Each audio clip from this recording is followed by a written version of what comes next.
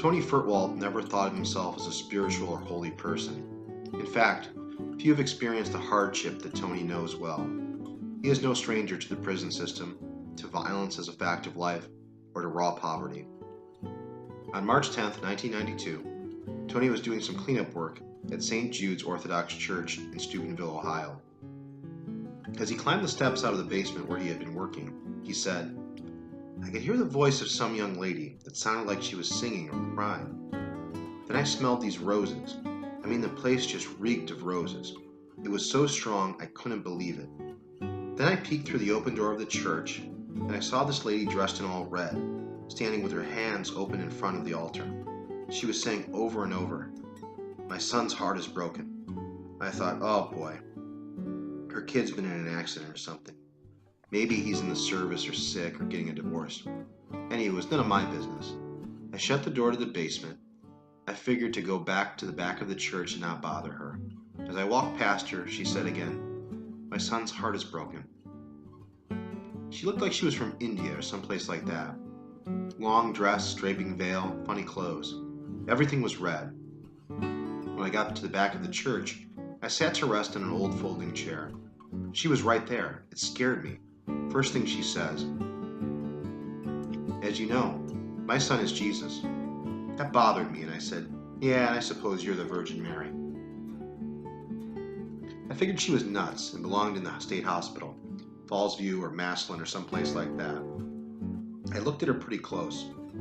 Then I started noticing the beauty of her. She looked too young to have a son in the service.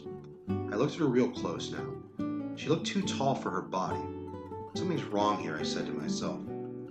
I started going down from her head, down her whole body until I got to her feet. They were standing on a mist that was resting on the floor. Her feet were maybe a foot off the floor of the mist. She looked me right in the eye and said, 'Yes.' Something in me told me that this was serious. It gripped me, choked me. I couldn't breathe. I'm sitting in the chair. I felt like I was dying. I grabbed my neck. She said, 'Do not be afraid.' I was scared, but some kind of peace came to me when she spoke. 'Do not be afraid.' She said, 'You have sinned against God. You have sinned against my son. And you have sinned against God's children.' I knew that I had whipped my kids and my wife. Then she started to tell me about other things I did. She said I wanted to be cruel. I figured anybody can look up the court records. It's all there. Then she said, 'You need to pray. Pray that people come back to the church. Pray that people come back to my son. Pray for forgiveness. Ask my son for forgiveness.' Then I started to see my sins unfold in front of me. Only now I wasn't thinking how I felt. I could feel how the others felt when I was hurting them. I felt their pain. I even felt their fear. If I had hit somebody, I felt the hurt. I could feel their mental and physical pain when I hurt them. She kept asking me to ask Jesus for forgiveness for each thing that I was seeing. She told me about things that nobody ever knew. I thought, I'm dying. I can't stand this. I didn't see anything good I'd ever done in my life. Only the bad stuff. And there was plenty of bad stuff. I was kind of mad. I said, if you are who you say you are, I want to know about the world, things that they say are going to happen. We talked about wars, riots, violence in the cities.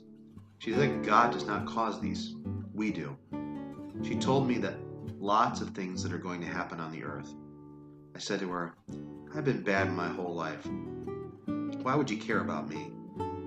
I would have sold your son for 30 pieces of silver too, maybe less. She looked at me. I could see her love for me. She said, no, you are only a child. People will come and teach you to love. They will help you to love and understand. I will take you from a Saul to a Paul. I will leave signs to prove that I was here, and believers will come and see and believe. She promised that the scent of roses would be a sign. Things would turn gold, the sick would be healed, and weak faith would become strong. She said, my son wants all people to return to him. Pray that sinners will be converted. Pray that their hearts will turn back to my son. My son wants all souls. He does not want to lose even one soul.